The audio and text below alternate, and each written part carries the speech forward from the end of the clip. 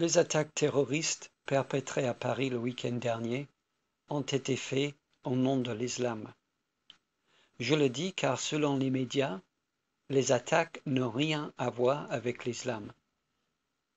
Sauf que les terroristes ont crié « Allahu Akbar » et se sont fait exploser parce qu'ils croient qu'en mourant en tant que martyrs, ils vont aller directement au paradis. Donc, quand quelqu'un crie avant de tirer sur les gens que le Dieu d'Islam est le plus grand, et à la fin de ses actions meurtrières se fait exploser car il croit que la mort en martyr garantit le paradis parce que c'est écrit dans le Coran, est-ce que nous sommes censés comprendre qu'il se bat contre le réchauffement climatique ou contre le chômage ou pour les droits des animaux? Non, il faut vraiment faire preuve de beaucoup de malhonnêteté pour dire que crier Allahu Akbar et vouloir mourir en martyr n'a rien à voir avec l'islam. Mais suite aux terribles attaques terroristes à Paris le week-end dernier, il y a beaucoup de gens bien pensants sur les réseaux sociaux surtout, qui estiment que c'est leur devoir de montrer à quel point ces barbares n'ont pas agi au nom de l'islam. Car, disent-ils, le Coran est un livre non violent. Et ils citent tous le même passage, Sourate 5, verset 32. Quiconque tue un être humain non convaincu de meurtre ou de sédition sur la terre est considéré comme le meurtrier de l'humanité tout entière.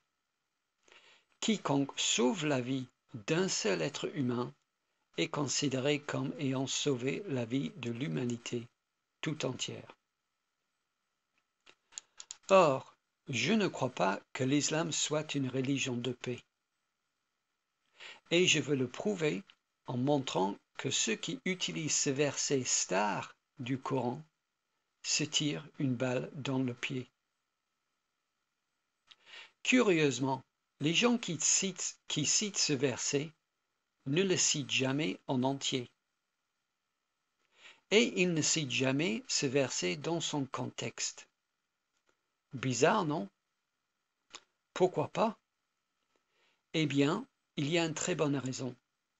Si vous lisez le verset dans son contexte, vous verrez qu'en fait, il ordonne justement les attaques barbares que nous venons de voir à Paris. Alors faisons ce que ces gens ne font jamais. Lisons ce passage dans sa totalité. Sourate 5, verset 32. Voilà pourquoi nous avons édicté cette loi aux fils d'Israël. Quiconque tue un être humain non convaincu de meurtre ou de sédition sur la terre est considéré comme le meurtrier de l'humanité tout entière. Quiconque sauve la vie d'un seul être humain est considéré comme ayant sauvé la vie de l'humanité tout entière. Malgré les multiples et irréfutables preuves que leur fut apportées par nos prophètes, beaucoup d'entre eux n'ont continué pas moins à commettre des excès sur la terre. Donc, selon le Coran, ce verset qui est cité partout est une loi donnée aux fils d'Israël, les Juifs. C'est le Coran qui le dit ici. Voilà pourquoi nous avons édicté cette loi aux fils d'Israël. Et en effet, nous savons d'où vient cette citation dans les écrits hébreux. Elle vient du Talmud, Mishnah Sanhédrin, chapitre 4, qui était un passage très populaire parmi les Juifs d'Arabie à l'époque de Mahomet.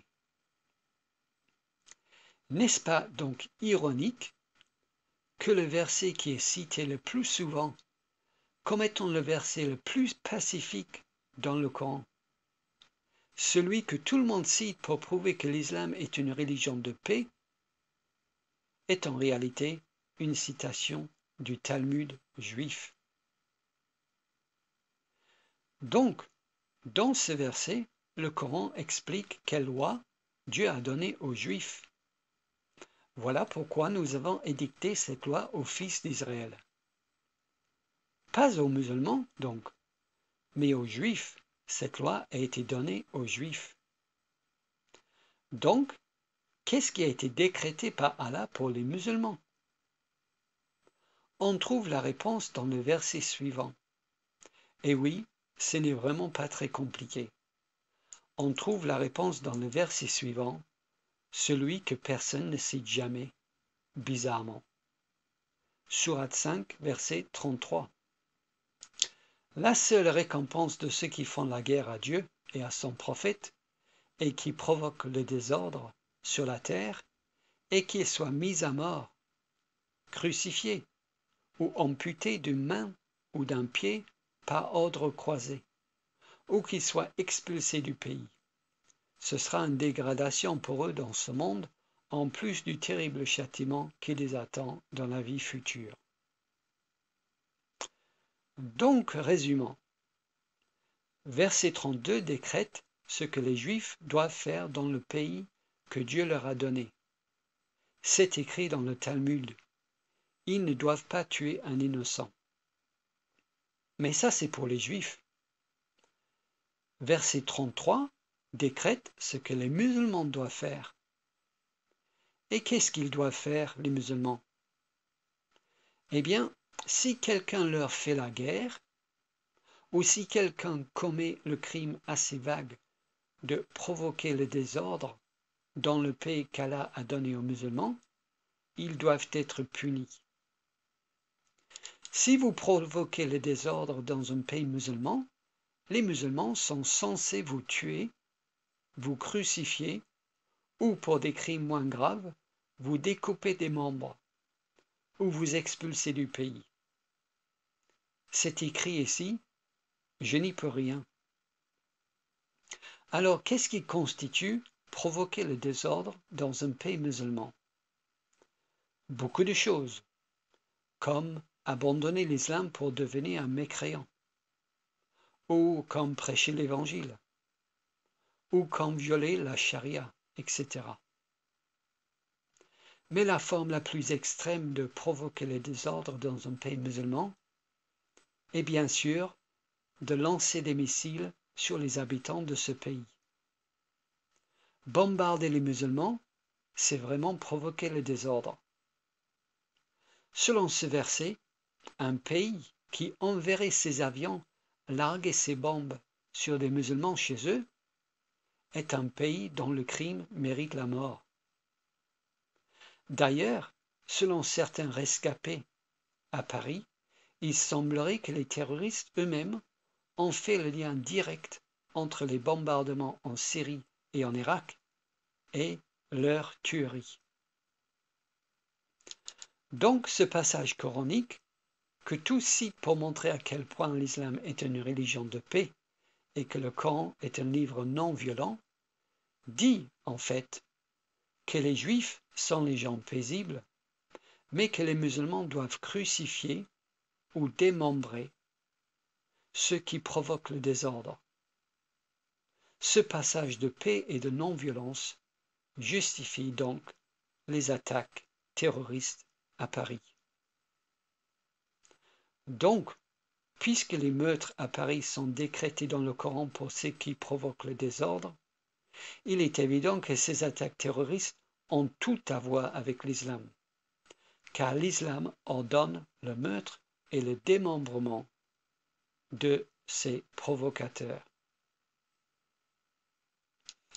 Mes amis musulmans, réfléchissez 2 secondes. Quand votre verset star, quand le verset le plus pacifique dans le Coran savait être une incitation au meurtre et à couper des membres des gens, alors vous savez que vous avez vraiment une religion barbare. Il faut quitter la barbarie pour venir à une religion de paix, le christianisme, la seule qui donne la paix avec Dieu.